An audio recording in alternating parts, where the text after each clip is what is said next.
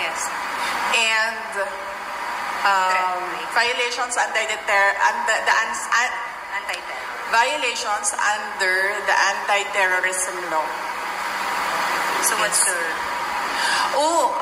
ang unang-unang ginawa namin is I requested to reschedule the invitation dahil nag-conflict siya sa schedule namin sa hearing ng House of Representatives sa Committee on Good Government. So conflict silang dalawa and pinrioritize namin yung hearing sa House of Representatives kasi kahit man hindi ako umattend doon, umattend ako sa investigation, nakikiusap talaga lagi.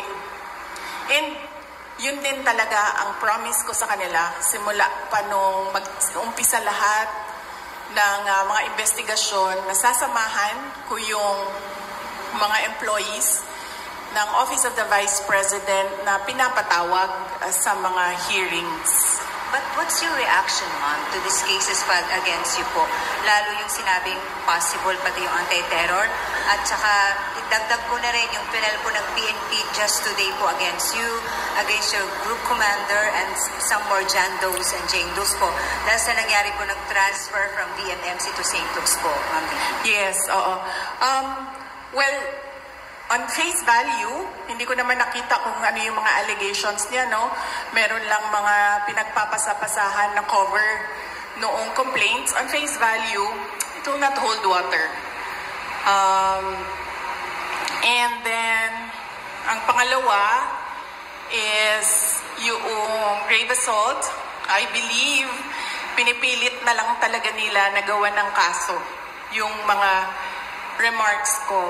And pangatlo, natatawa ako sa violations on the anti-terrorism law kasi sinusubukan nila to reach sa aking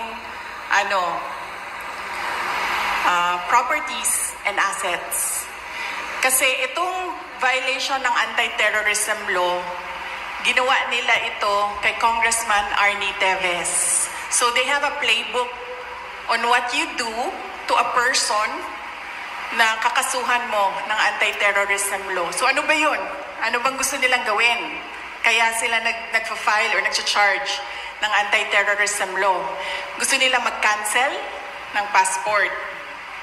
Gusto nila mag-red notice sa international. So hindi ka makakagalaw overseas. Gusto nila mag-amlak. Anti-money laundering violations. So, ibig sabihin nun, i-freeze nila yung pera mo at yung properties mo. Hindi ka makakagastos ng pera at hindi ka makakapasok sa properties mo. At gusto nila mag-issue ng mga search warrants. Anong ginagawa nun? Papasukin nila yung properties mo. And nagtanong ako sa Negros kung anong nangyari doon. Kasi nga, tinitingnan ko yung ginagawa nila and they're doing the Arnie Teves playbook. Ang ginawa nila doon, pumasok sila sa mga bahay, mga properties. Nagsasabi sila, may clearing team kami.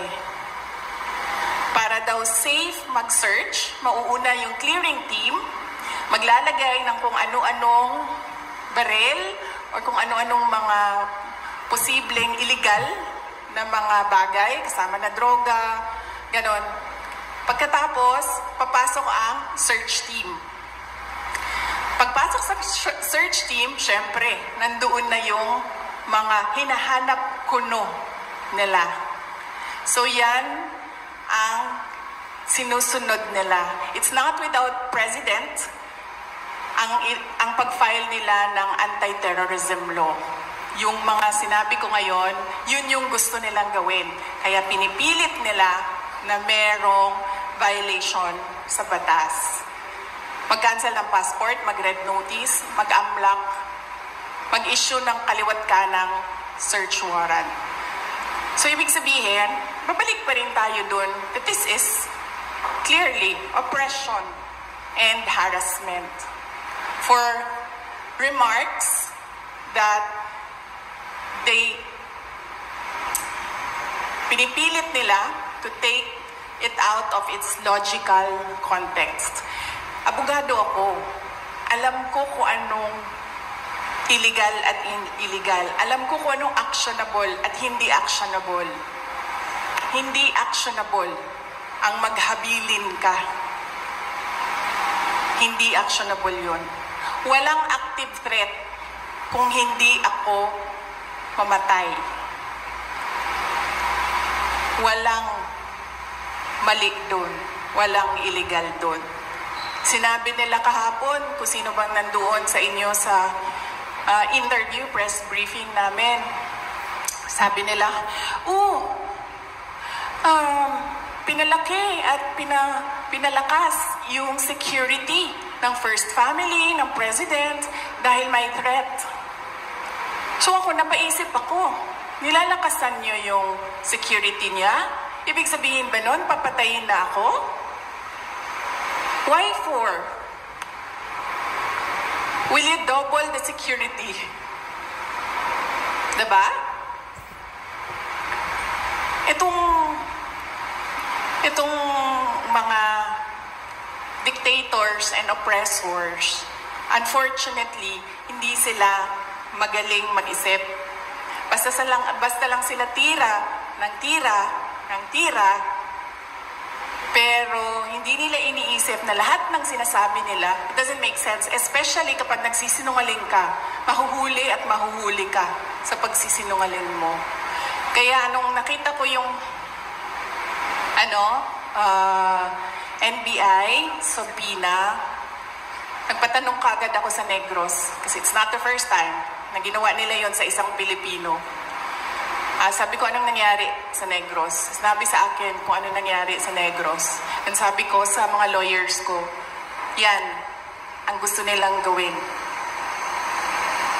I'm sorry, yung sa PNP po, kasi Direk Assault, ikaw yung group commander mo, yung security mo kaya nga raw pa-relieve ng AFP para to face the investigation. Yes, oo. Initially, we are filing charges against them as well. For disobedience, for kidnapping, for robbery. Okay, next question po. Ms. Queenie Casimiro, ABS-CBN News. Yes, ma'am. Good afternoon. Ma'am, do you have any information as to the status, health status of your of Attorney Lopez? And do you have any information when she will be transferred to the house detention? Ma'am, wala po akong update sa status ni Yusek Zulaika Lopez and Miss Gina Acosta, both of whom are admitted sa Veterans Hospital. But nakita ko kanina sa updating namin sa group chat ng opisina, I believe the hospital released a bulletin. Tama ba? Parang nag-release ata ang hospital ng bulletin about updates sa kanila. Ngayong araw na ito, hindi ako makapagbigay ng update kasi maaga po ako umalis kanina sa hospital. Mga 4 a.m. ako umalis and tulog pa lahat ng tao. But last night, ang pagdating ko sa hospital, ang sinabi lang naman sa akin ng nag-endorse, yung nagbabantay tapos in-endorse sa akin, na hindi pa rin kumakain si Yusek Lopez. And si Miss Gina Acosta ang na-endorse sa akin kahapon is masakit yung dito niya.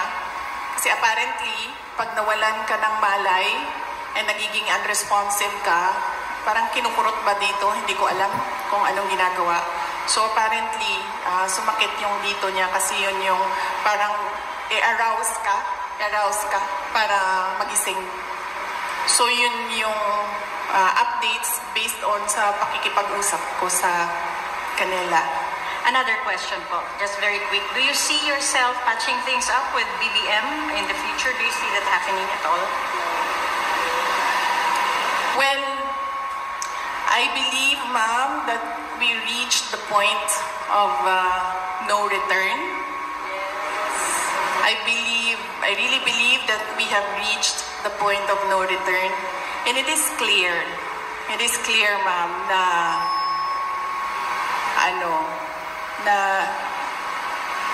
parang they are really going after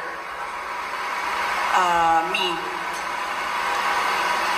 At gusto talaga nila akong tanggalin sa posisyon. And totoo talaga yung mga sinasabi ko na threats sa akin. Bago pa man nangyari yung kaguluhan sa House of Representatives noong nakaraang Friday, documented lahat ng threats sa akin, sa Office of the Vice President Personnel, and even sa aking family. So, gusto kasi mag-Vice President ni Martin Romualdez. At hindi niya alam, ayaw ng mga congressman at ng mga senador na mag-Vice President si Martin Romualdez. At hindi niya alam na ayaw ng taong bayan mag-President si Martin Romualdez. Unfortunately, hindi maintindihan yon ni Martin Romualdez. Yun yung problema